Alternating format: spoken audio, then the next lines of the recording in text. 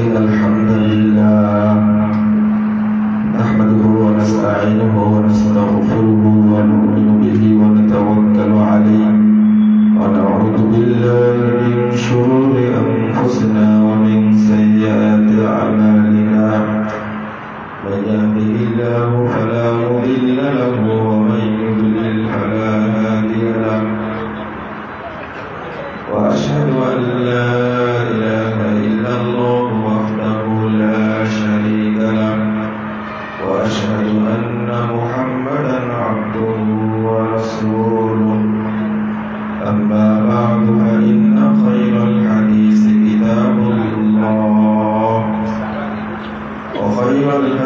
هدي محمد صلى الله عليه وسلم وشر الأمور محدثاتها وكل محدثة بدعة وكل بدعة ضلالة وكل ضلالة في النار. وقد قال الله تعالى في كلامه المجيد والفرقان الحميد: أعوذ بالله من الشيطان الرجيم. يا أيها الذين آمنوا كتب عليكم الصيام كما كتب على الذين من قبلكم لعلكم تتقون. عن عباس رضي الله عنه قال: كان النبي صلى الله عليه وسلم أجود الناس وأجود ما يكون حين شهر رمضان،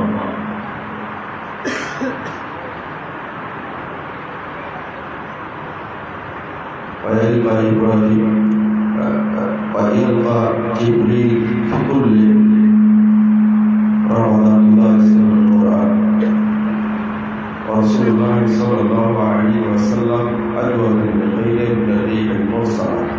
رواه البخاري. Some people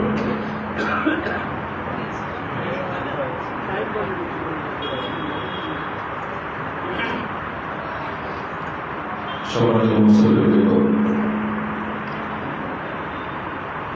প্রাণ খুলে আল্লাহর শুকরিয়া আদায় করছি।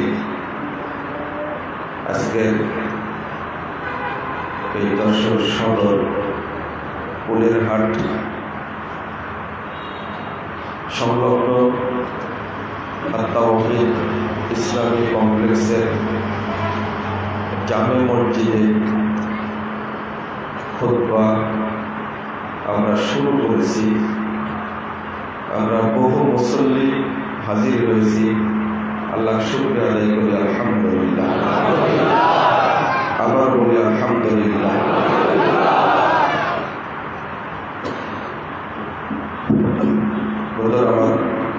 আপনারা অবগত,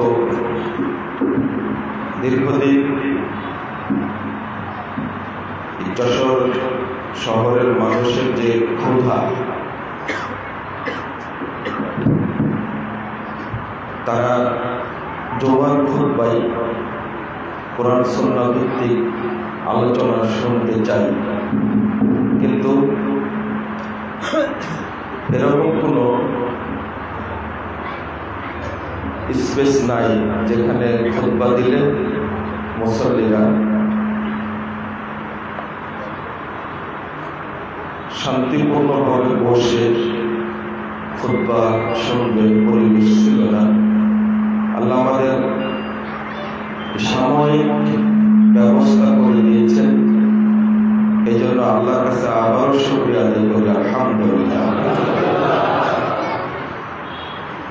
কষ্ট আপনাদের যতটুকু হলো, আমারও কষ্ট হতো মানুষকে দেখলে। কখনো বৃষ্টি, কখনো প্রচণ্ড বাতাস, আবার কখনো প্রচণ্ড রোদের কারণে মুসল্লিদের খুব কষ্ট হতো। যে সমস্ত ভাইয়েরা এই তাওহীদ জামে মসজিদ সাময়িকভাবে তৈরি করতে অর্থ খরচ করেছেন, সহযোগিতা করেছেন, তাদের জন্য দোয়া করি রব্বুল আলামিন যেন এই ওসিলায় তাদেরকে জান্নাতুল ফেরদাউসে জায়গা করে দেন।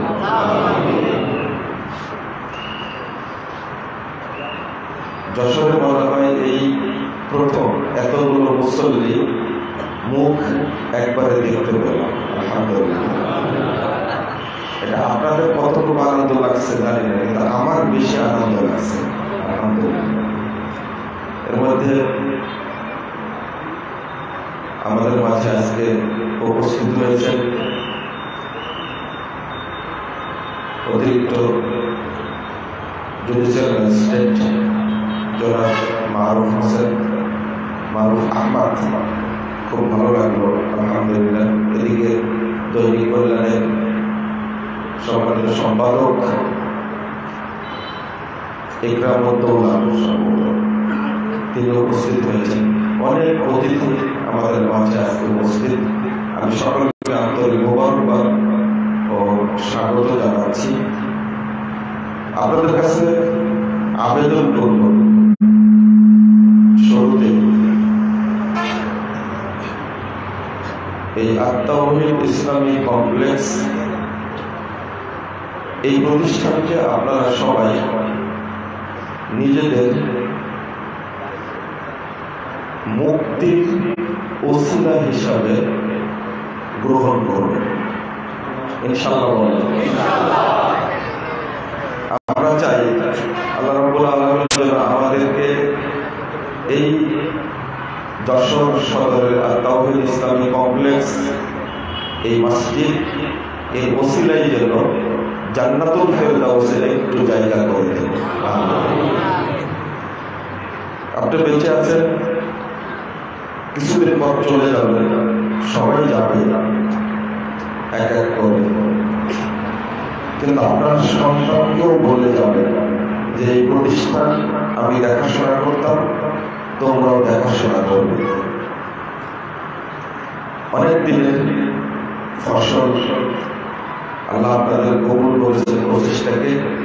বিশেষ করে যশোর শহরের পরিচিত ডাক্তার জনাব মুসলিমউদ্দিন এবং আমাদের সহকর্মী ভাই ব্যবসায়ী মামুন ভাই এবং আমার শ্রদ্ধাভাজন বড় ভাই অধ্যাপক আকবর হোসেন, তারা অক্লান্ত পরিশ্রম করে ডাক্তার সাহেব যে ত্যাগ স্বীকার করেছেন, সব মিলিয়ে আল্লাহর কাছে দোয়া করি, আল্লাহ তাদের এই পরিশ্রমকে তুমি কবুল করে নাও এবং এর ওসিলায় জান্নাতের সদস্য হিসাবে কবুল করে নাও। আমিন। সাউন্ডটা ঠিক করো, তাড়াতাড়ি ঠিক করো।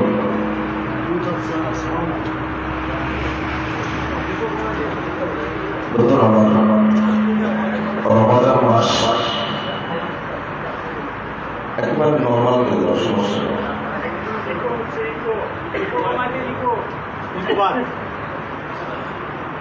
যশোর এই মসজিদে আপনারা যারা অংশগ্রহণ করেছেন, নারী পুরুষ, পাশাপাশি প্রতিষ্ঠানের ছাত্রদের যারা অভিভাবক, আমি তাদের জন্য প্রাণ করে দোয়া করছি। রব্বুল আলামিন যেন আপনাদের সকলকে কবুল করে দেন। আল্লাহ যেন আপনাদের পরিবারকে দিনের খাদেম হিসাবে কবুল করে দেন। আমিন। রমাদান মাস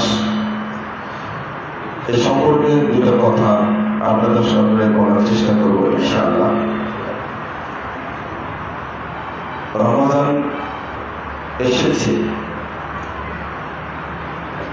আমরা রমাদান থেকে কি শিক্ষা নিতে পারি, কি শিক্ষা নেব? রমাদানের কিছু করণীয় আছে আর কিছু প্রাপ্তি আছে। প্রাপ্তিটা কি কি পাবে? 2106 নম্বর হাদিস নাসাইর মধ্যে এসেছে, রাসূলুল্লাহ সাল্লাল্লাহু আলাইহি ওয়াসাল্লাম রমাদান মাস আসলে বলতেন, আতাকুম শাহরুল মুবারাকুন, তোমাদের কাছে বরকতময় একটি মাস এসেছে। এই মাসটা পুরোটাই বরকত, রহমত, ক্ষমা, দয়া দ্বারা একেবারে পরিপূর্ণ। সব ইবাদতে বরকত হবে, সব কাজে বরকত হবে, সব দোয়ায় বরকত হবে। আমাদের এই উপলব্ধিটা খুবই কম। যেমন সিয়াম রাখার পাশাপাশি রাসূলুল্লাহ সাল্লাল্লাহু আলাইহি ওয়াসাল্লাম কোন কাজ সবচেয়ে বেশি করতেন? কোন কাজ সবচেয়ে বেশি করতেন যদি প্রশ্ন করা হয়, তাহলে আমরা এর উত্তরটা অনেকেই বলতে পারবো না। সিয়াম পালনের পাশাপাশি কোন কাজটা আল্লাহর কাছে সবচেয়ে প্রিয়, সিরিয়ালি? যেমন ইবনে আব্বাস রাদিয়াল্লাহু আনহু বলেছেন, সহিহ বুখারীতে এসেছে, হাদিস 6 নম্বর হাদিস, আরো কয়েক জায়গাতে এসেছে। রাসূল সম্পর্কে ইবনে আব্বাস বলেছেন, কানা নবী সাল্লাল্লাহু আলাইহি ওয়াসাল্লাম আজওয়াদান নাস। পৃথিবীতে যত মানুষ এসেছে, আরেকটু কম, পৃথিবীতে যত মানুষ নামে যত লোক এসেছে, তাদের মধ্যে সবচেয়ে বড় দানশীল দাতা হলেন মুহাম্মদ রাসূলুল্লাহ সাল্লাল্লাহু আলাইহি ওয়াসাল্লাম। সম্পদ অল্প ছিল, দানশীল সবচেয়ে বেশি। কেন? কারণ হলো তিনি যে পরিমাণ, যে হারে দান করতেন, এইরকম দান আর কেউ করতে পারেন না। এর মধ্যে কয়েকটা কারণ আছে, কারণগুলো আপনাদের বলবো ইনশাআল্লাহ। বিশেষ করে বলছেন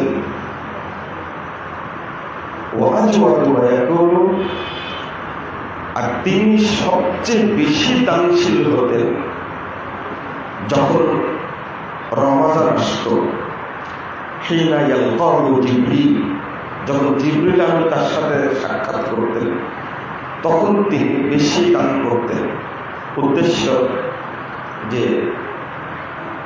মুহাম্মদ কৃপণ না। হাদিসের শেষে ইবনে আব্বাস রাদিয়াল্লাহু আনহু বলেছেন, রাসূলুল্লাহ সাল্লাল্লাহু আলাইহি ওয়াসাল্লাম আজওয়াদু বিল খায়রি মিনার রিহিল মুরসালা। যখন রমাদান মাস আসতো, তখন এতটাই দান করতেন, কালবৈশাখী ঝড় যেমন সব কিছু শেষ করে দেয়, রমাদান মাসে আল্লাহ রাসূল সব কিছু দিয়ে একবার নিঃস্ব হয়ে যেত। কেন? কয়েকটা কারণ। এক নম্বর হলো, আগে সিরিয়াল বলে নিই, বেশি বেশি দান সাদকা করা আল্লাহ রাসূলের সাহাবীদের আদর্শ ছিল রমাদানে।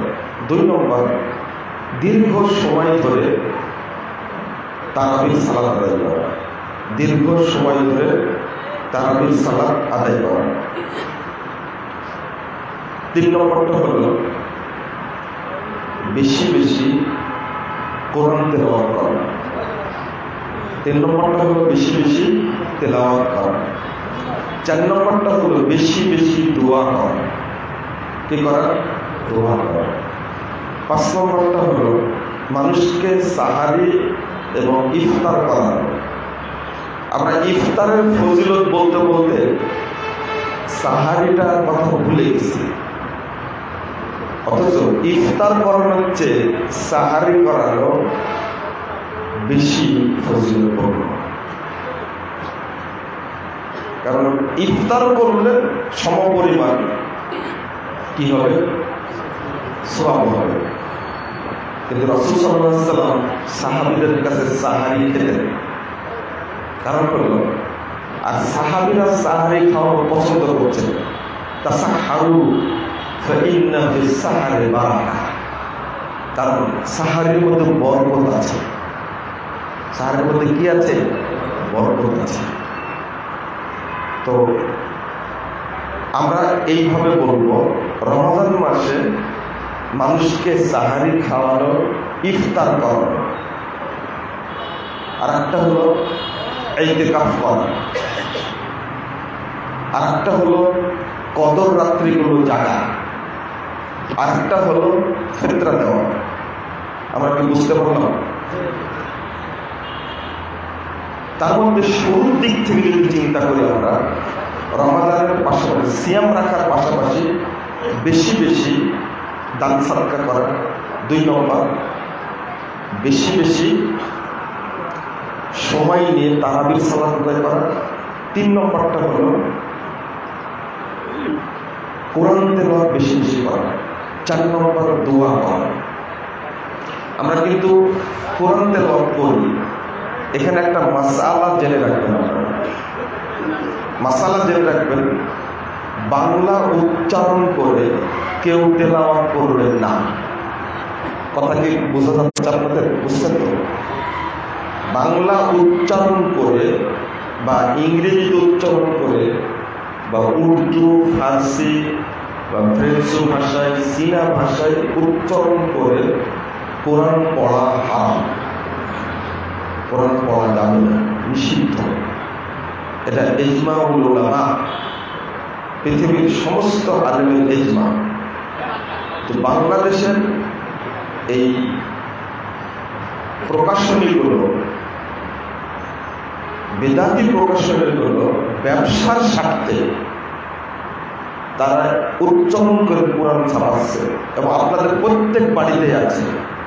এই উচ্চারণ করার কোরআন বাড়িতে রাখা যাবে না। একটা হারাম জিনিসকে আপনার বাড়িতে রাখবেন কেন? এটা খেয়াল রাখবেন। কোরআনকে কোরআনের ভাষাতেই পড়তে হবে, মনে থাকবে তো? কোরআনকে কোরআনের ভাষাতেই পড়তে হবে। 1। 2 নম্বর, কোরআন যেটা পড়বেন আপনারা, সেটা হলো একবার নুসখা, যেখানে শুধু কোরআনের আয়াত আছে, অর্থও নাই, তাফসীরও নাই, ওইটা পড়বেন। কারণ এইটা শুধু কোরআন মুসহাব, যেটা শুধু কোরআনের আয়াত আছে, এইটাকে মুসহাব বলা হয়। আর এইটা পড়লেই আপনি 10 নেকি, 10কে 700, 700কে আল্লাহ অসংখ্য গুণে গুণান্বিত করবেন। কিন্তু অনুবাদ কোরআন পড়বেন না, তাফসীরুল কোরআন, ভুল বুঝবেন না কথাটা। যখন আপনি অনুবাদ পড়বেন তো অনুবাদ কোরআন পড়েন, যখন আপনি তাফসীর পড়বেন তাফসীরুল কোরআন পড়েন। কিন্তু তেলাওয়াত যখন করবেন, এবার বুঝতে পারবেন না, তেলাওয়াত যখন করবেন তো ফ্রেশ যেটা কোরআনের আয়াত আছে ওইটা পড়বেন। মনে হয় বুঝতে পেরেছে? এটা পড়লেই নেকিটা হবে। ওইটা হলো তাফসীরুল কোরআন, বঙ্গ অনুবাদ কোরআন। ওটাকে কোরআন বলতে পারবেন না। আল্লাহ রাসূল বলছেন কি, মান ইউহিব্বুল্লাহ ওয়া রাসূলাহু ফালইয়াকরা ফিল মুসহাফ। যে আল্লাহ এবং আল্লাহ রাসূলকে ভালোবাসে সে যেন মুসহাফে তেলাওয়াত করে। যার মধ্যে অনুবাদ আছে, যার মধ্যে ব্যাখ্যা আছে, সেইটা দিয়ে তেলাওয়াত করবেন না। অনুবাদ যখন পড়বেন, ব্যাখ্যা যখন পড়বেন, তখন সেটা পড়বেন, কোনো সমস্যা নেই। বুঝেছেন মনে হয়?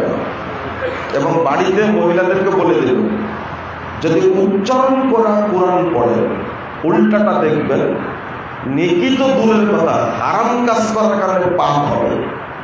এখন আপনার অভিযোগ, আমার বয়স 80 বছর, 70 বছর, আমি কি করব? আপনি আলিফ বা তাসা পড়েন, নিয়াত করেন আমি কোরআন তেলাওয়াত শিখবো, তাদের সমস্যা কি? আপনি পড়তে পারেন, আস্তে আস্তে পড়েন। রাসূল সাল্লাল্লাহু আলাইহি ওয়াসাল্লাম বলছেন, যে কোরআন কষ্ট করে পড়ে আল্লাহ তাকে ডবল নেকি দান করে, ফালাহু আজরান, ডবল নেকি দান করে। আপনারই তো ভুল। আর একটা জিনিস বলে দিই, বাংলাদেশে আহলে কোরআন বের হয়েছে।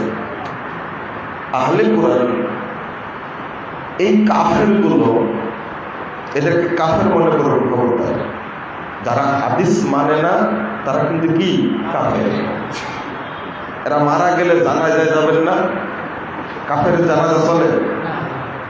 এরা মারা গেলে আপনাদের গোরস্থানে দাফন করবেন না, খুব সাবধান। কারণ রাসূলের হাদিসকে অস্বীকার করে। বাংলাদেশে ওরাই একটা কাজ করেছে, আগে দেখতাম একজন ব্যক্তি 3 বার 4 বার 5 বার 6 বার কোরআন খতম দিতেন, আর এখন এই আহলে কোরআন একটা মাথায় ভূত ঢুকা দিয়েছে যে কোরআন বুঝে তেলাওয়াত না করলে কোনো নেকি হবে না। নাউযুবিল্লাহ, আস্তাগফিরুল্লাহ। শেখ বিন বাজ রাহিমাহুল্লাহ ফতোয়া দিয়েছেন, যে ব্যক্তি বলবে যে কোরআন এমনি পড়লে নেকি হবে না, ওই ব্যক্তি ইসলাম থেকে খারিজ হয়ে যাবে। ওয়া আলাইহি তাওবা, তাকে তওবা করে ফিরে আসতে হবে। দেখছেন কত বড় ফতোয়া। আচ্ছা, অর্থ বুঝে পড়তে হবে, কিন্তু আলিফ লাম মিম এর অর্থ কি? কি অর্থ? এত কোরআনের আয়াত থাকতে রাসূল সাল্লাল্লাহু আলাইহি ওয়াসাল্লাম উদাহরণ দিয়েছেন, লাম আকুল আলিফ লাম মিম হারফুন ওয়ালাকিন আলিফুন হারফুন লামুন হারফুন ওয়া মিমুন হারফুন। যে উদাহরণটা আল্লাহ রাসূল দিলেন সেইটারই অর্থ পৃথিবীর কেউ জানে না। তো এটা পড়লেই যদি নেকি হয়, বলছে কোরআন পড়লে নেকি হবে না অর্থ না বোঝা পর্যন্ত। অর্থ বুঝে কোরআন পড়ার চেষ্টা করা নিঃসন্দেহে ভালো কাজ, কিন্তু তেলাওয়াত নিষেধ করলেন কেন আপনি? যারা আহলে কোরআনের এই ফতোয়া গ্রহণ করেছে তারা কোরআনের মর্যাদা নষ্ট করেছে। আল্লাহ আমাদেরকে হেফাজত করুন। বেশি বেশি দোয়া করা। এই রমাদান মাস গতকাল রাত্রি অর্থাৎ সূর্য ডুবার পর থেকে চালু হয়েছে, তাই না? রমাদান মাস অনেক ব্যক্তি, একজন ব্যক্তি গতকালকে সূর্য ডুবার আগেই মারা গেছে। আগে কি মারা গেছে? কতটা যে আক্ষেপ তার জন্য। রমাদানের প্রস্তুতি বলতে যেটা বোঝা যায়, সাহাবীরা 6 মাস যাবৎ দোয়া করতেন। কয় মাস? 6 মাস যাবৎ দোয়া করতেন, আল্লাহ তুমি আমাকে আগামী রমাদানের অন্তর্ভুক্ত করে দাও, আগামী রমাদানের জন্য তুমি কবুল করে দাও। কয় মাস দোয়া করতেন? 6 মাস। আপনি মনে হয় একদিনও করেন, বলেননি যে আল্লাহ রমাদান মাসটাকে আমি যেন পাই, তুমি আমার জন্য কবুল করো, বলেন না। সাহাবীরা করতেন কয় মাস দোয়া করতেন? 6 মাস। রমাদান মাস পার হয়ে গেলে তারা দীর্ঘ 5 মাস যাবৎ, অর্থাৎ রমাদান সহ 6 মাস যাবৎ তারা দোয়া করতেন, আল্লাহ তুমি রমাদানের ইবাদত গুলো কবুল করো। রমাদানের পরে আপনি একবারও বলেননি, বলেছেন? একবারও বলেননি আল্লাহ রমাদানের ইবাদত গুলো তুমি কবুল করো। রমাদানের ইবাদতের সাথে অন্য কোনো ইবাদত চলে না, কোনো ইবাদতের তুলনা চলে না। কেউ বলে যে এই মাসে একটা ফরজ আদায় করলে 70টা ফরজের সওয়াব হয়। এই হাদিসটা একটা অস্বীকৃত হাদিস, মুনকার হাদিস, এটা বাজে হাদিস। এখনো আলেমরা এই হাদিস বলতেই থাকে। প্রথম 10 দিন রহমত, দ্বিতীয় 10 দিন কি মাগফিরাত, তৃতীয় 10 দিন নাজাত। অথচ রাসূল সাল্লাল্লাহু আলাইহি ওয়াসাল্লাম বলছেন যে পুরো মাসটাই হলো রহমতের, পুরো মাসটাই হলো ক্ষমার, পুরো মাসটাই হলো জাহান্নাম থেকে মুক্তি। পুরো মাস হলো, রাসূল সাল্লাল্লাহু আলাইহি ওয়াসাল্লাম বলেছেন ওয়ালিল্লাহি ওয়াতাকাউ মিনান নার ওয়া যালিকা ফি কুল্লি লাইলা। আল্লাহ রাসূল বলেছেন প্রতি রাত্রিতে, প্রতিদিনে, রমাদানের প্রত্যেক রাত্রিতে, প্রত্যেক দিনে অসংখ্য জাহান্নামীকে মুক্তি দিয়ে জান্নাত। মনে করেন অনেক মানুষ মারা গেছে, অনেক মানুষ জীবিত আছে, আপনার নসিবে জান্নাত আছে না জাহান্নাম আছে আপনি জানেন না, আমিও জানি না। যদি তকদিরে জাহান্নাম থাকে আর একজন ব্যক্তি যদি আল্লাহর কাছে দোয়া করতে থাকে মুক্তি পাওয়ার জন্য, আল্লাহ রাসূল বলেন অসংখ্য মানুষকে আল্লাহ রমাদানের রাত্রি এবং দিনে জাহান্নাম থেকে মুক্ত করে, যেটা রমাদানের শেষ দিন পর্যন্ত। হাদিস আসছে হাত্তা ইয়ানসালিহা, রমাদান শেষ হওয়া পর্যন্ত এই রহমত, এই দয়া অব্যাহত থাকে। তাহলে আমরা কেন ভাগ করব? আর ভাগ করার দরকার নেই। রমাদানের প্রস্তুতির জন্য, পাওয়ার জন্য, মনে করেন যে গতকাল যে লোকটি সূর্য ডুবার আগে মারা গেল, এই লোকটির আক্ষেপ যে রমাদান পেত, রমাদান যদি পেত, তার যদি আকাঙ্ক্ষা থাকতো আর পেয়ে যেত, হয়তো আল্লাহ রমাদানের বরকতে তাকে কবরের আযাব থেকে, মৃত্যুর যন্ত্রণা থেকে, জাহান্নামের যন্ত্রণা থেকে মুক্তি দিত। কিন্তু পাইনি। আমরা রমাদান পেয়েছি, কিন্তু কি করি? অবহেলা করি। শোনেন, রাসূল সাল্লাল্লাহু আলাইহি ওয়াসাল্লাম বলেছেন, মান হুরিমা খায়রাহা ফাকাদ হুরিম। রমাদান যে ব্যক্তি পেল আর রমাদানের ক্ষমা, দয়া, বরকত নিতে পারল না, আল্লাহ তাকে সম্পূর্ণ যাবতীয় বরকত থেকে বঞ্চিত করে দেবে। ওর উপরে সারা বছর আর রহমত নাযিল হবে না। কথা কি বুঝতে পারছেন? আমার মনে হয় না কথা বুঝতে পারছেন আপনারা। সমস্যা হচ্ছে শুনতে। আপনি যদি রমাদানের বরকত থেকে বঞ্চিত হন, তাহলে বুঝবেন যে সারা বছর আপনাকে আল্লাহ কোনো রহমত দিবেন না, বরকত দিবেন না।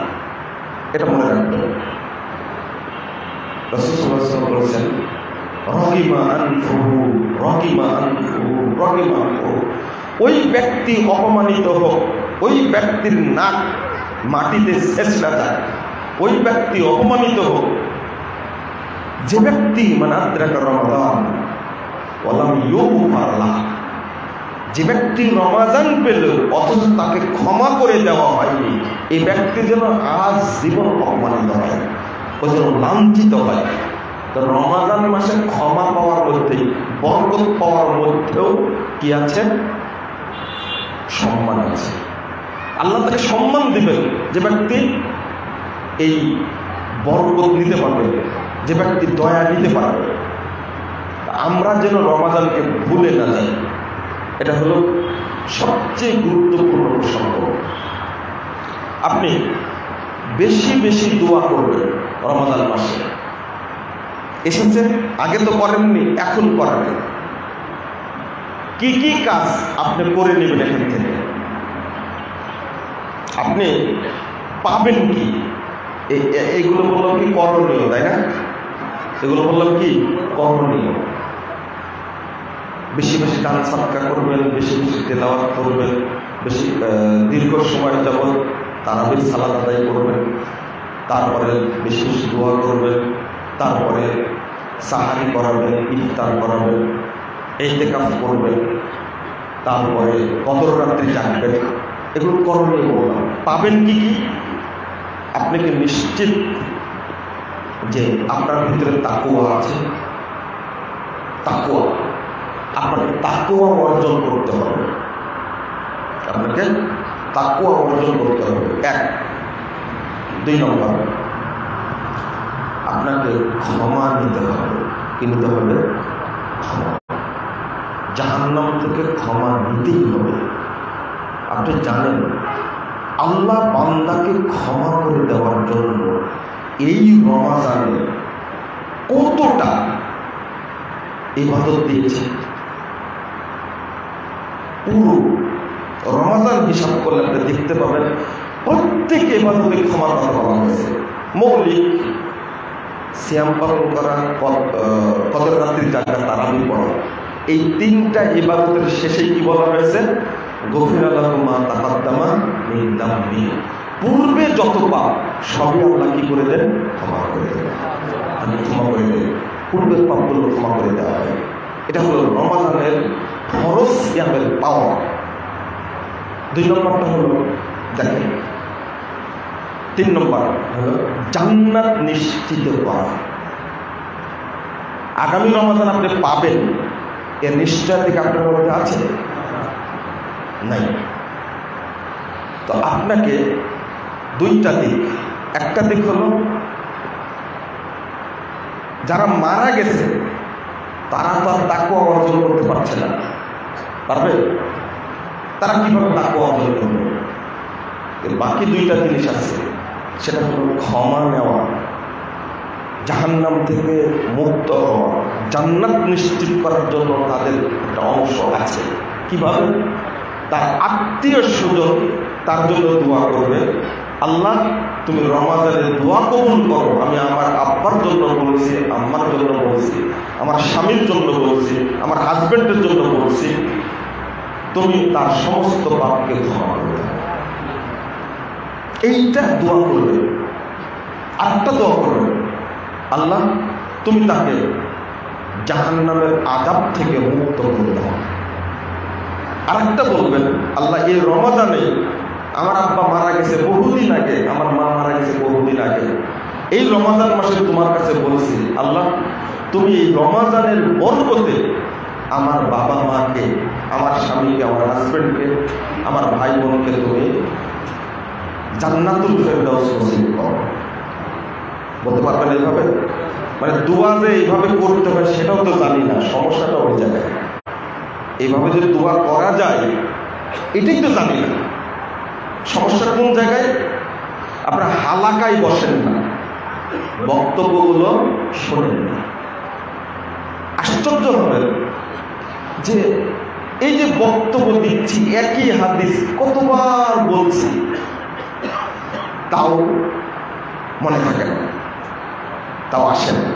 হঠাৎ করে বলতে বলতে দেখা শব্দগুলো মনে পড়ছে না। 1। 2 নম্বর, পড়াচ্ছি ছাত্রদেরকে, একটা হাদিস কতবার পড়াচ্ছি তাও ভুলে যায়। আরেকটা হলো লিখছি, তাহলে বক্তব্য দেওয়া, পড়ানো, পড়া, লেখা, একটা হাদিস অনেকবার আসে, এরপরে ভুলে যায়। আমাদের কথা বলছে। আর আপনারা এই লাইনের ছাত্রও না, এই লাইনে থাকার মানুষও না, তাহলে আমাদের কাজই এটা। তাই যদি ভুলে যায়, আপনি বলেন তো, আপনি একদিন একটা খুতবা শুনে এটা মনে রাখতে পারবেন? তাও আপনার খুতবাতে কখন উপস্থিত হন? একবারে উপস্থিত হন তখন ইমামের আর খুতবা, সানি খুতবা বাকি আছে। মানে আল্লাহকে কি পরিমাণ যে ফাঁকি দিচ্ছি আমরা। লা ইলাহা ইল্লাল্লাহ। রমাদান আসে আর যায়, কিন্তু আপনার জীবনের পরিবর্তন হয় না। জীবনের পরিবর্তন হয় না কেন? কারণটা কি? এটাও বিশ্লেষণ করি না।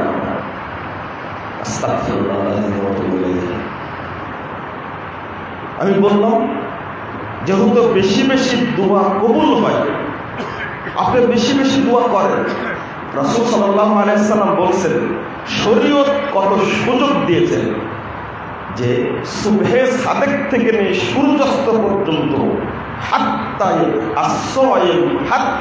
ইফতিরা, সিয়াম পালনকারী ব্যক্তির দোয়া কবুল হয় যতক্ষণ সূর্য না ডুবে ততক্ষণ পর্যন্ত আল্লাহ দোয়া কবুল করতে দেন।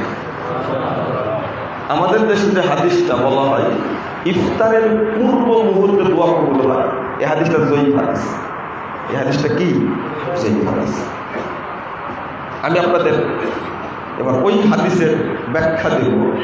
কিছু মাসালার প্রসঙ্গ আছে, সেই মাসালাগুলো আপনাদের জেনে নিতে হবে। আমি ছোট ছোট করে বলার চেষ্টা করি, কিন্তু আপনারা বুঝেন না। 1 নম্বর মাসালা হলো, আপনারা বাচ্চাদেরকে সিয়াম পালন করা শিখাবেন, মানে শুরু করাবেন 10 বছর থেকে। কয় বছর? 10 বছর। সালাত আদায় না করলে যে বয়সে মারতে হয় ওই বয়স থেকে কন্টিনিউ সিয়াম পালন করবে। হয়তো প্রথমবার 2টা 4টা 5টা 10টা করতে পারেন, তাকে পরবর্তীতে ওই বছরের পরে আবার করাই নেবেন এই 10টা সিয়াম বাদ দেওয়া যাবে 10 বছর থেকে। আর ওকে প্রশিক্ষণ দিবেন 7 বছর থেকে, 7, 8, 9 বছর থেকে প্রশিক্ষণ দেবেন, 2টা 3টা 4টা 5টা করে করাবেন। 1970 নম্বর হাদিস সহিহ বুখারী করবেন। সাহাবীরা বলেছেন কুল্লা নুসাব্বিহু সিবিয়ানা, আমরা আমাদের সন্তানদেরকে সিয়ামের প্রশিক্ষণ দিতাম এবং তাদেরকে খেলনা কিনে দিতাম।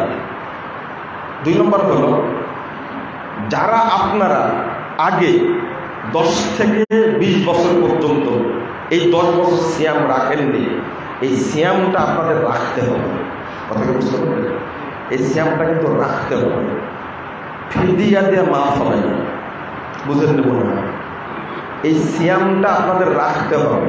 বলবেন যে কিভাবে রাখবেন? যেভাবে রাখেন ওইভাবে রাখবেন। 10 থেকে 20 বছর 25 বছর সিয়াম রাখেন, এটা ফরজ ইবাদত। সালাতের কাজা চলে না, কিন্তু সিয়ামের কাজা চলে। এই সিয়াম আপনাকে রাখতে হবে। যদি বলেন যে ফিদিয়া দিব, আপনি সিয়াম রাখতে পারেন, ফিদিয়া দিবেন। যে এই মাসালাটা জানলো চিররোগী অতি বৃদ্ধ, ওই ব্যক্তি ফিদিয়া দিবে। এখনো ফিদিয়া দেয়, আগের গুলো তাহলে কি দিবে? ফিদিয়া দিবে। কিন্তু আপনি সিয়াম রাখতে সক্ষম, এখন আপনাকে ফিদিয়া চলবে না, ওই সিয়াম আপনাকে রাখতেই হবে। বলবেন কিভাবে? আমি বলবো যে বছরের মাস কয়টা? 11টা। রমাদান তো বাদই, কয়টা? 11টা। তো 10 বছরের সিয়াম রাখতে কয়দিন লাগবে? 10 মাস লাগবে। 1 মাস থেকেই যাচ্ছে। আপনি বললেন যে এইভাবে বললেন কেন? এইভাবে বললাম, এই সিয়াম রেখে মরে গেলে কি হবে? এই সিয়াম রেখে মরে গেলে কি হবে? যেটা আমার করা লাগবে না সেইটা নিয়ে আমরা ব্যস্ত, যেটা করা লাগবে ওই মাসালা জানি না। আপনি জিজ্ঞেস করবেন, যে কথাটা বললাম জিজ্ঞেস করবেন। সালাতের মাসালা এটা না, কিন্তু জাকাতের মাসালা কিরকম? আপনি 20 বছর জাকাত দেন, জাকাত দিতেই হবে আপনার 20 বছর। এখন তো আরো বেশি ধনী হয়ে গেছে। আপনারা বলেন যে মাসালাগুলো জানা নাই, জানেননি কেন? আপনি সব জানেন, শরীয়ত জানেন না কেন? আপনাকে কে বলেছে যে আপনাকে রাষ্ট্রবিজ্ঞানী হতে হবে, আপনি অর্থনীতিবিদ হতে হবে? আল্লাহ কি বলেছে? আল্লাহ বলেছে ইকরা বিসমি রাব্বিকাল্লাযী খালাক তলাবুল ইলমি ফারিজা আলা কুল্লি মুসলিম। আল্লাহ বলে দিয়েছেন কি ফা'লাম আন্নাহু লা ইলাহা ইল্লাল্লাহ। আপনি বলছেন যে অর্থনীতিবিদ হব না, যে মানুষ অর্থনীতি কি বুঝবে? আপনি বলবেন যে একজন বড় সায়েন্টিস্ট না হলে কিভাবে সায়েন্স বুঝবে? আপনি বুঝে কি করেছেন? সব তো ইহুদি খ্রিস্টানই করেছে। কথা কি বুঝতে পারছেন? আপনি মোবাইলকে আপনি আবিষ্কার করেছেন, ইলেকট্রিসিটি আপনি আবিষ্কার করেছেন, তাহলে স্যাটেলাইট আপনি আবিষ্কার করেছেন। আপনি যে ধান্দায় কথাটা বলছেন ওটা ভুল, আপনিও শিখছেন। ইহুদি খ্রিস্টানরাই করছে, তারা স্বীকারও করছে আমরা ইসলাম থেকে রুলটা পেয়েছি। আপনি গণিতবিদ হতে বলেছেন, কে? গণিতবিদ হয়ে আপনি কি করেছেন? কয়টা সূত্র আবিষ্কার করেছেন? বাংলাদেশে একটা জিনিস জানি যে রাজশাহী বিশ্ববিদ্যালয় থেকে একটা দল গবেষণা একটা সূত্রের ভুল ধরেছে। নিউটনের একটা সূত্রের ভুল ধরার কারণে মাত্র 3 পৃষ্ঠার কারণে তাকে পিএইচডি দেওয়া হয়েছিল। একজনকে পেলাম, নিউটনের সূত্র, যেটা ইসলামেরও কাজে লাগবে না, মানুষেরও কাজে লাগবে না, দেশেরও কাজে লাগবে না, খামাখা একটা। আপনি বলেন যে আমি একটা কাজ করে একটা কাজ করেছি। আমার প্রশ্ন হলো যে আপনাকে আল্লাহ যেটা শিখতে বললেন সেটা শিখলেন না, আর আপনি আইন পেশায় এত দক্ষ, বাংলাদেশের 12টা বাজার দিয়েছেন আপনি আইন করে, তাই না? আগে জায়গায় আসেন, কথা বোঝার চেষ্টা করেন। আপনি কি করেছেন? টেবিল টকে বসলে তো বোঝা যায় যে আপনি আন্তর্জাতিক বিশ্ব সম্পর্ক জানেন না, আন্তর্জাতিক রাজনীতি সম্পর্ক জানেন না, আন্তর্জাতিক অর্থনীতি সম্পর্ক জানেন না, আন্তর্জাতিক কি বলবো ভূ রাজনীতি পররাষ্ট্রনীতি কিছুই জানেন না। এটা বোঝাই তো যায়। আমার এখানে আক্ষেপ হলো, আল্লাহ আপনাকে বললেন ফাআলাম আন্নাহু লা ইলাহা ইল্লাল্লাহ, আল্লাহ সম্পর্কে জানো। এই যে আকীদার প্রসঙ্গ চলে আসলে এখানে, আমি শেষ করে দিই, খুতবা টাইম হয়ে গেছে, আমরা শুরু করেছি একটু পরে, তাই না? তো একটু ধৈর্য ধরেন আপনারা। সেটা হলো আকীদার প্রসঙ্গ। গতকাল একজন ব্যক্তি তারাবির নামাজ পড়ে বলছে যে এইভাবে কি তারাবি পড়া যায়? সেজদা দিতে দিতে উঠে যাচ্ছে, রুকুতে না যেতে সেজদায় চলে যাচ্ছে। রাগ করে আমাকে ফোন দিয়েছে। আমি বলছি আপনারই তো আক্কেল নাই, আপনি তো একটা বোকা, আপনি একজন শিক্ষিত মানুষ, ওই মসজিদে গেলেন কেন? যাবো না, কোথায় যাবো? তো ইবাদত, এটা ইবাদত, যেখানে সেখানে দাঁড়ালে ইবাদত হয়? সালাত আদায়ের জন্য শর্ত আছে না? শরীর পবিত্র হওয়া লাগবে, ওযু করা লাগবে, স্থান পবিত্র হওয়া লাগবে, পোশাক পবিত্র হওয়া লাগবে। তো বলছেন যে এত মানুষ নামাজ পড়ছে, আমিও গেছি, এটাই তো আপনার মূর্খতা। এই মুসলমানদের মধ্যে থেকে যে ৭৩ কোটি মানুষ হয়, তাহলে জাহান্নামে যাবে ৭২ কোটি, আর ১ কোটি যাবে কোথায়? জান্নাতে। তারপরে বেশি লোকদের সাথে থাকতে যাচ্ছেন আপনি, এইটা বুঝেন না কেন? এই ৭৩ দলের মধ্যে একজনও বিধর্মী নাই, একজনও বেনামিজি নাই, একজনও শিয়া নাই, একজনও মাজার পূজারি নাই, একজনও কবর পূজারি নাই। আমি ৭২ দলের লোকই খুঁজে পাই না।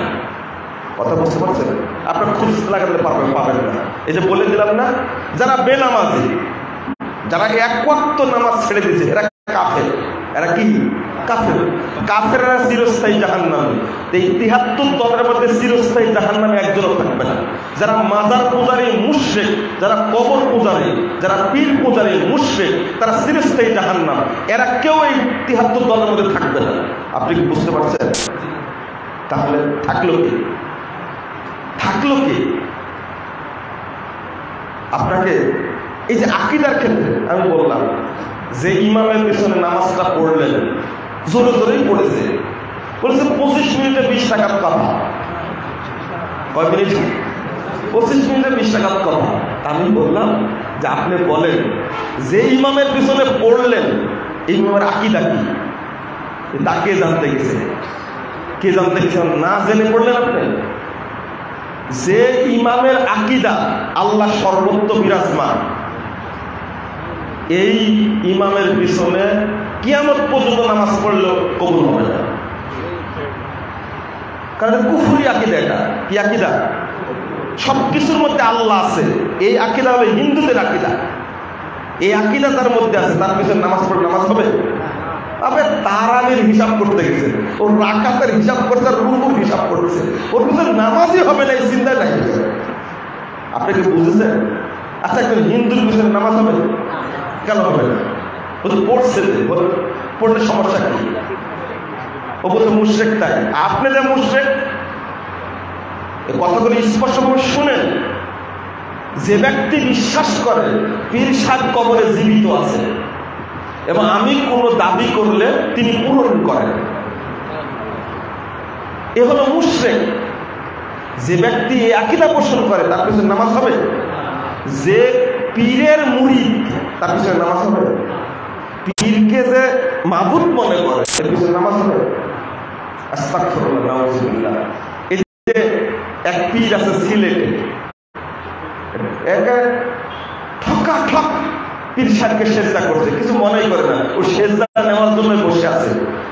বুঝলেন কথা? তাহলে এরা কি, এদের পিছনে নামাজ হবে? একটা নামাজ পড়তে গেলে রমাদান মাসে এত নেকির আশায় আপনি কোন বোকার বোকা? আপনি চিন্তা করলেন এই ইমামের আকীদা ঠিক আছে কিনা, এই মসজিদে কবর আছে কিনা। বুঝলেন কথা? যে মসজিদে কবর থাকবে, এই মসজিদে নামাজ হবে? এবার সবাই একমত না? সব একমত।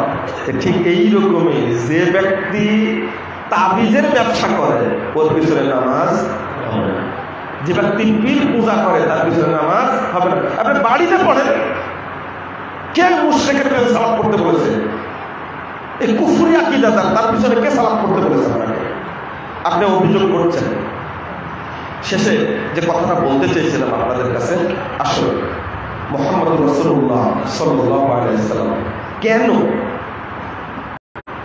সবচেয়ে বেশি দানশীল? এক নম্বর, দান সাদাকা যদি কোনো ব্যক্তি করে, এই ব্যক্তির মধ্যে নিফাকি থাকে। নিফাকি বুঝেন তো? নিফাকি থাকে। দুই নম্বর, আমরা খুব বিপদে আছি। এই হাদিসটা আপনারা বুঝেন না মনে হয়, সেই মুসলিমের হাদিস। কাল কিয়ামতের মাঠে আল্লাহ রাব্বুল আলামিন যদি আপনাকে বলেন, তার আগে আল্লাহ রাসূলের হাদিসটা শুনে রাসূল বলেছেন, আবগুনি তোমরা আমাকে খোঁজ করবে দরিদ্র মানুষদের মধ্যে, ধনীদের মধ্যে আমাকে খোঁজ করবে, আমাকে বাবা না দেবে, যারা অনাথ, এতিম, দরিদ্র, অসহায়, পীড়িত, অক্ষম, তাদের মাঝে আমাকে খোঁজ করবে। কারণ আমি জানি তুরজাকুনা ওয়া তুনসারুনা বিদুআইকুম, কারণ এই অনাথ, দরিদ্র, অসহায়, বিধবা, এতিমদের কারণেই তোমাদেরকে রিজিক দেওয়া হয়। আল্লাহ আমাদেরকে রিজিক দেন আমাদের কারণে না। কাদের কারণে? দরিদ্রদের কারণে। এটা হাদিস, তিরমিজিতে বর্ণিত হাদিসটা খুব ভালো করে মনে রাখতে হবে। এই জন্য রিজিক নিয়ে কখনো বড়াই কখনো না। কারণ তুরজাকুনা ওয়া তুনসারুনা, এবং আল্লাহর পক্ষ থেকে সাহায্য নেমে আসে, সেটাও আমাদের কারণে না। কাদের কারণে? দরিদ্রের কারণে, এতিমদের কারণে। কথা বুঝতে পারবেন? দুই নম্বর হলো, আল্লাহ রাসূল বলছেন, দেখো কিয়ামতের মাঠে আল্লাহ সরাসরি বলেন বান্দাকে, ইন্নী মারিজ, আমি অসুস্থ ছিলাম, কিন্তু বললাম দাউনি, তুমি আমার কি করনি? সেবা করো। তখন বলবো, আনতা রব্বুল আলামিন, আপনি তো যখন সময় পরিপালক, আপনার সেবা করবো কি করে? তখন আল্লাহ বলছেন, আমার অমুক বান্দা অসুস্থ, পীড়িত অবস্থায় ছিল, তুমি তার খোঁজ খবর নেওনি। যদি সেদিন খোঁজ নিতে, তাহলে আজকে তুমি আমাকে পেতে তোমার পাশে, যেহেতু করনি। কোন বান্দাকে বলবেন, আল্লাহ ইসলাম দাও, আমি তোমার কাছে খাবার চেয়েছিলাম, যে তোমাদের খাবার দেব না। তখন বলবেন, আমি আপনাকে আপনাকে আমি কিভাবে খাবার দেবো? আপনার জগৎ জগৎ আপনার রব। তখন আল্লাহ বলবেন, আমার অমুক বান্দার ক্ষুধার্ত অবস্থায় ছিল, পেটে খাবার ছিল না, তুমি পেট পুরে খেয়েছিলে, আমার বান্দাটা ক্ষুধার্ত অবস্থায় ছিল, সেদিন যদি তুমি তাদেরকে খাবার দিতে, তাহলে আজকে তুমি তোমার পাশে আমাকে পেতে। কোন বান্দাকে আল্লাহ বলবেন, আরে আল্লাহ যেখানে বাদী হবে, সেখানে আপনি কি টিকতে পারবেন? এই জন্য ওমর রাদিয়াল্লাহু আনহু বলেছিলেন, খলিফার দায়িত্ব দিচ্ছেন খলিফা আবু বকর। খলিফাকে আবু বকর, তিনি প্রতিদিন একজন মানুষকে একবারে ফজর পরে সূর্য ডোবার আগে একটা বাড়িতে ঢুকেন আর বেরিয়ে যান। তো 3 দিন দেখলেন। পরে যে জিজ্ঞেস করছেন একজন ব্যক্তি, আচ্ছা এখানে দেখছে মহিলা ছাড়া কেউ না, অন্ধ একটা মহিলা, খোড়া, অন্ধ এবং কি চলতে পারে না, বৃদ্ধা মহিলা। আচ্ছা তোমার কাছে প্রতিদিন কে আসে? সে বাবা কে আসে আমি জানি না, আমি জিজ্ঞেস করি তো আমাকে বলে না। কি করে এসে? আমাকে গোসল দেওয়া, আমাকে খাওয়ায় এবং খাবার রেখে যায়। পরের দিন যখন ঘর থেকে বেরিয়ে যাচ্ছে, তখন ওমর রাদিয়াল্লাহু আনহু আবু বকরকে বলছেন, এই যে জাতির উপরে চাপায় দেয়া গেলে যে দায়িত্ব, পৃথিবীর কে আছে আপনার মতো প্রতিদিন একজন খলিফা হয়ে একজন অসহায় মহিলার এভাবে সেবা করবেন? কেন করতেন? আমি খলিফা যদি কিয়ামতের মাঠে বাদী হয়ে এই মহিলার পক্ষে দাঁড়াই, আমার কিছু করার থাকবে। ওমর বিন আব্দুল আজিজের ঠিক একই অবস্থা। জানেন ওমর বিন আব্দুল আজিজ রাহিমাহুল্লাহ পঞ্চম খলিফা বলা হয়। তাকে যখন ধরে নিয়ে যে দায়িত্ব দেওয়া হয়, তিনি বলছেন না, মানুষের কথা বলেন, তিনি বলছেন আমাকে দায়িত্ব দিচ্ছ, ওই ফুরাত নদীর তীরে একটা কুকুর যদি না খেয়ে মারা যায়, তাহলে কাল কিয়ামতের মাঠে আল্লাহ বাদী হবেন আমার বিরুদ্ধে, আমি তখন কি জবাব দেব? বাড়িতে কিছু ছিল, নিজের কেন তারা বিলিয়ে দিয়েছেন। সহিহ মুসলিমের হাদিস, একদিন প্রচন্ড রোদে, তীব্র রোদে ক্ষুধার কারণে রাসূল সাল্লাল্লাহু আলাইহি ওয়াসাল্লাম বাড়ি থেকে বেরিয়ে গেছেন। দেখেন ইসলামের স্বর্ণযুগ, আপনি ভাবতে পেরেছেন কোন যুগ এটা? একেবারে পুরোটা নিঃস্ব হয়ে গেছে। বেরিয়েছেন, যাচ্ছেন মেয়ের বাড়িতে, মেয়ের বাড়িতে গেছে,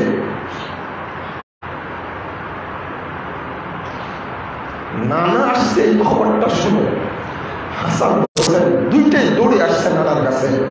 হয়তো নানা কিছু খাবার নিয়ে এসেছে, নিজে একটু খোঁজা বলছে, আব্বা একটাই মাত্র খেজুর ছিল, আপনার জামাইয়ের জন্য রেখেছিলাম, বাহিরে গেছে, ফকির আসার কারণে আমি তাকে দিয়ে গেছে।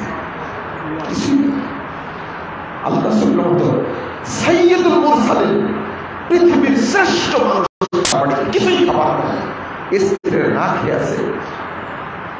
মা আয়েশা রাদিয়াল্লাহু আনহা বলছেন, দীর্ঘ 3টা মাস আমাদের বাড়িতে আগুন জ্বলে না, আমাদের খাবার ছিল আসওয়াদাইন, একটা খেজুর আর পানি, এই 2টা কালো জিনিস ছিল, খেজুর আর পানি, আর কোনো খাবার ছিল না। এটা ছিল ইসলামের স্বর্ণযুগের অবস্থা। আমি আপনাকে বলছি যেটা কেন করতেন, সব বিলিয়ে দিতেন কেন? আপনি আমাকে তোমরা খুঁজবা দরিদ্রদের মাঝে। আপনি ভাবতে পারেন অবস্থাটা কি হবে আমাদের কালকে আমাদের মাঠে। আমার ব্যাংকে হাজার হাজার কোটি টাকা আছে, এক একজন ব্যক্তি 500 কোটি 1000 কোটি এফডিআর করা আছে। আপনি ভাবতে পারেন এদের টাকা থাকা সত্ত্বেও যাকাত দেয় না। দেশের বহু মানুষ না খেয়ে সিয়াম পালন করে, এদের জবাবটা কাল কিয়ামতের মাঠে আমরা কি দিব ভাবতে পারেন। আল্লাহ রাসূল বেরিয়ে গেলেন, ঠিক দেখলেন আবু বকর হাজির, একটু পরে দেখলেন ওমর রাদিয়াল্লাহু আনহু। পৃথিবীর শ্রেষ্ঠ 3জন মানুষ একই জায়গাতে আছে, 3 জনেরই একই সমস্যা, তাদের পরিবারে কি নাই খাবার, অথচ তাদের তাকওয়া, তাদের ইখলাস, তাদের মধ্যে দয়া মমতা কম। আর আমাদের অবস্থা পুরোটা ভিন্ন। আল্লাহ রাসূল পাশের এক বাড়ি দিয়ে যাচ্ছেন, এক মহিলা দেখতে পেয়ে বলছে তার স্বামীকে, দেখো আল্লাহ রাসূল যাচ্ছে এদিক দিয়ে, মনে হয় তার খাবার খেতে হয়, দেখে এসে ওই সাহাবের বাড়িতে পর কি আছে, মাত্র 2টা খেজুর। সাহাবীদের অবস্থা বলছে 2টা খেজুর।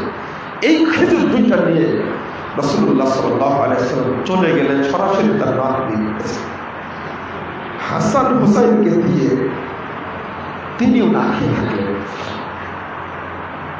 আমরা এতটাই সম্পদের প্রতি লোভী হয়েছি, আবার দাবি করি আমরা জান্নাত পাবো, ঠিক মতো যাকাত দেই না, ঠিক মতো দান খারাপ করতে চাই না। যাকাত এটা আপনি দিতে বাধ্য, কিন্তু দানের মাধ্যমে আপনাকে কবরের আযাব মাফ করা নিতে হবে, মৃত্যুর যন্ত্রণা মাফ করা নিতে হবে। আমি বলেছি যে কেন মুহাম্মদ রাসূলুল্লাহ সাল্লাল্লাহু আলাইহি ওয়াসাল্লাম বেশি বেশি দান করতে বলতেন, নিজে দান করতেন কেন? কারণ হলো যে মৃত্যুর সময় জাহান্নাম থেকে মুনাফিকের কাছে অসংখ্য ফেরেশতা নাজিল হবে।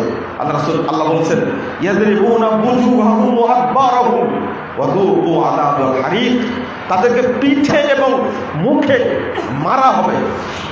আল্লাহ বলছেন মারবে ফেরেশতারা, চিৎকার করবে, তখনই বলবে রব্বিল জিউন লাআল্লি আমাল সালিহা, আল্লাহ ফেরত দাও দুনিয়াতে, আবার ভালো আমল করব। আল্লাহ কি ফেরত দিবেন? না। সূরা মুনাফিকুনের মধ্যে আয়াত এসেছে, আল্লাহ বলছেন ও মৃত্যুর সময় বলবে, যখন ফেরেশতারা মারবে, মানুষ একটা, ফেরেশতারা মারবে একজন না, অসংখ্য ফেরেশতা তাকে পিটাতে থাকবে।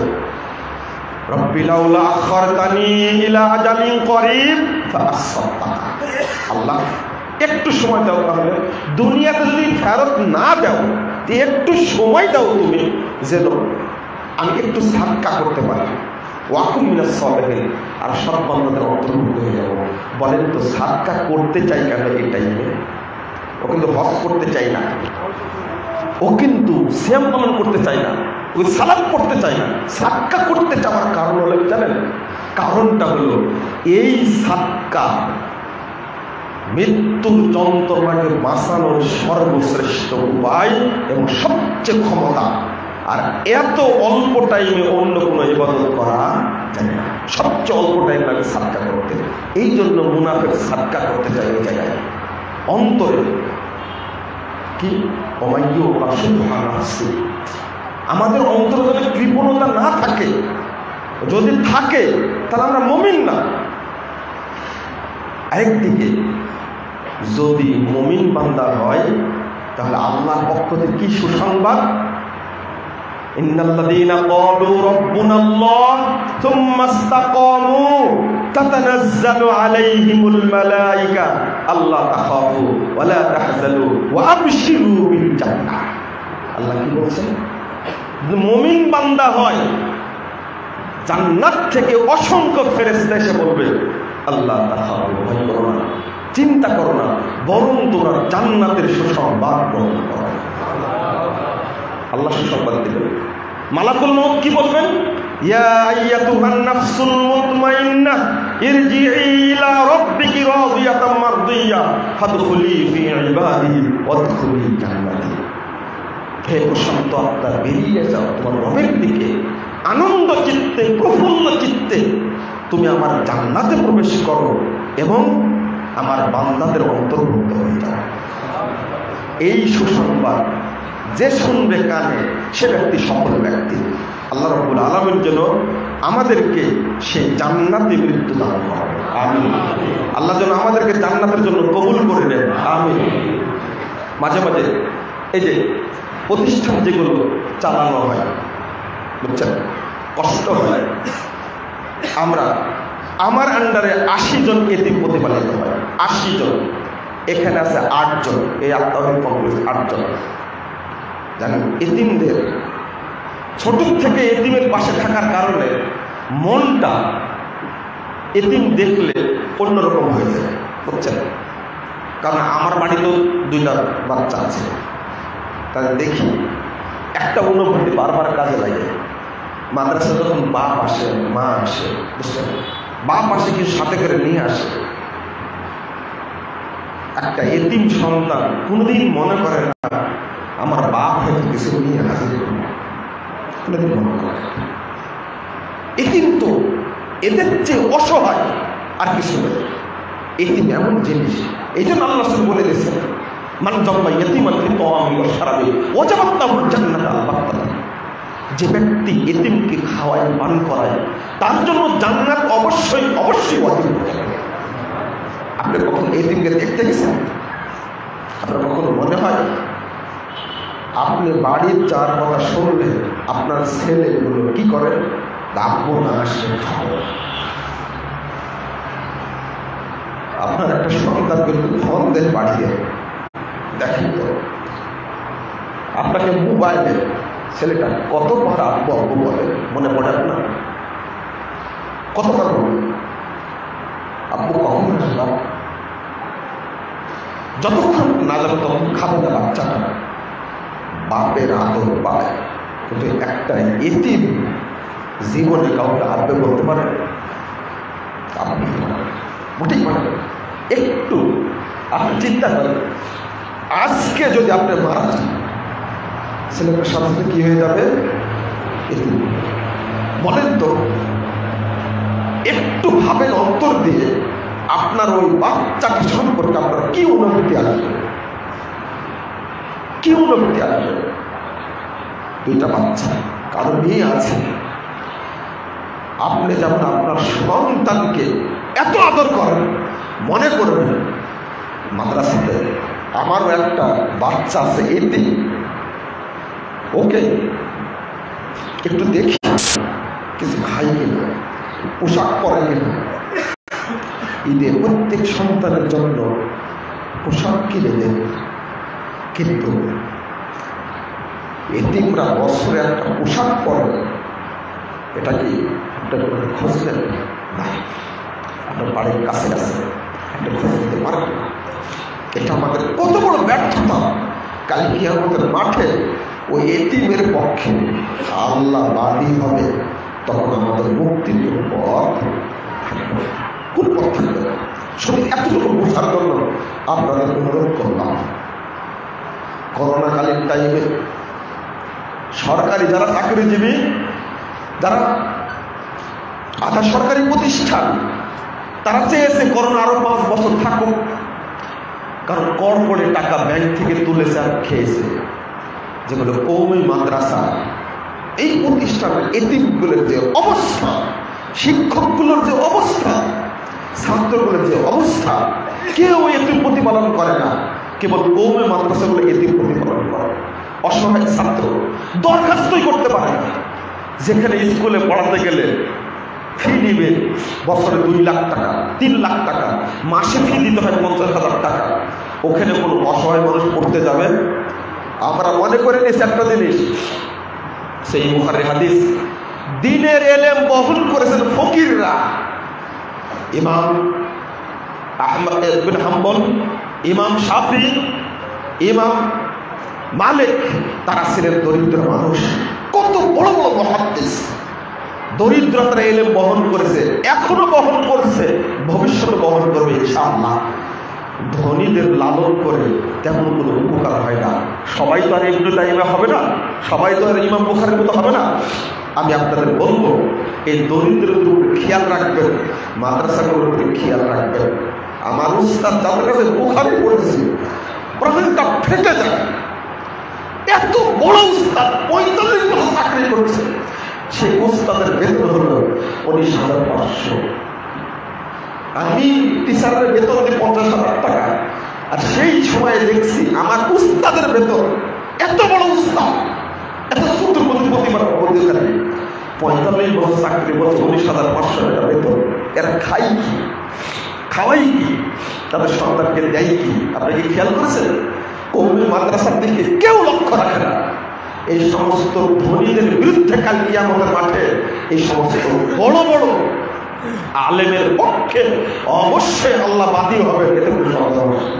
অসুস্থ হলে খরচ করতে পারে না, দেখতে পারে না, অসুস্থ হলে চিকিৎসা নিতে পারে না। আপনি জানেন কয় টাকা লাগে চিকিৎসা করতে? একজন টিচারের নাড়ি ফেটে যাচ্ছে, অপারেশন করতে পারছেন, ডাক্তার অপারেশন করবে না টাকা না দেওয়া পর্যন্ত। এত বড় একজন মুহাদ্দিস, তার অবস্থা কি? কোনো কিছু চাইতে পারবেন, বলতে পারবেন? পিত্তথলিতে পাথর হয়েছে, অপারেশন করবে, কত টাকা লাগে? 20,000 টাকা লাগে। এই পাথরের ব্যথা নিয়ে হাদিস পড়াচ্ছে, কিন্তু বলতে পারে না পাথরটা অপারেশন করা লাগবে। কথা কি বুঝতে পারছেন? 20,000 টাকা নাই যে অপারেশন করা হবে, কিন্তু ভিতরে এলেম আর এলেম। আমি যার ছাত্র, আমি তো তাকে চিনি, কি পরিমাণ এলেম। যারা দিনের জ্ঞান বহন করে তাদের মর্যাদা পৃথিবীর পাশে দেয়নি। তাদের জন্য আল্লাহর কাছে দোয়া করি, আল্লাহ তুমি তাদেরকে মদত করো এবং তাদের সম্মান তুমি তাদেরকে দিও, তুমি জান্নাতের সম্মান দিও। আমরা আপনাদের কথাগুলো স্মরণ করানোর জন্য বলি, আপনারা মনে করবেন না যে তারা প্রতিষ্ঠান চালানোর মানুষের কাছে ভিক্ষা করে। ভিক্ষার জন্য বলি না, এটা আপনাকে বাঁচানোর জন্য বলি। আল্লাহ রাব্বুল আলামিন আমাদের বোঝার তৌফিক দান করুন, আমিন। সকলে মুসলিমবৃন্দ, দীর্ঘদিনের লালিত স্বপ্ন আজকাল তাওহীদ কমপ্লেক্সে জুমার সালাতটা আদায় করতে পারবো, আলহামদুলিল্লাহ। এখানে 8তলা বিল্ডিং এর ভিত দেওয়া হয়েছে, 2 তালা আপনাদের কমপ্লিট করতে হবে, এটা অনুরোধ করলাম। এখানে টিচারের বেতন দিতে হয়। এক ডাক্তার সাহেব কত দিবেন? জমি দিয়েছেন, টাকা দিয়েছেন, এখন দায়িত্ব আপনারা নেন। দেশের বাহিরে যারা আছেন দিনী ভাই ও বোনেরা, আমার তাদেরকে অনুরোধ করব, এই যশোর, খুলনা, বাগেরহাট, চুয়াডাঙ্গা, ঝিনাইদহ, কুষ্টিয়া এই সমস্ত এলাকার ছাত্রদেরকে এখানে পড়ার আমরা ব্যবস্থা করার চেষ্টা করছি। আপনারা সহযোগিতা করবেন আর দোয়া করবেন আল্লাহ যেন এটাকে ইলমের মার্কাজ হিসেবে কবুল করবেন। এখান থেকে যেন বড় বড় আলেম তৈরি হয়। শিরিক এবং বেদাতের ভিতকে কাঁপানোর জন্য আলেমের বিকল্প নেই। আল্লাহ রাব্বুল আলামিন আমাদের কবুল করুন। আমিন ইয়া রাব্বাল আলামিন। আকুলু কওলি হাযা আস্তাগফিরুল্লাহ লি ওয়া লাকুম ওয়া লিসাইরিল মুসলিমিন।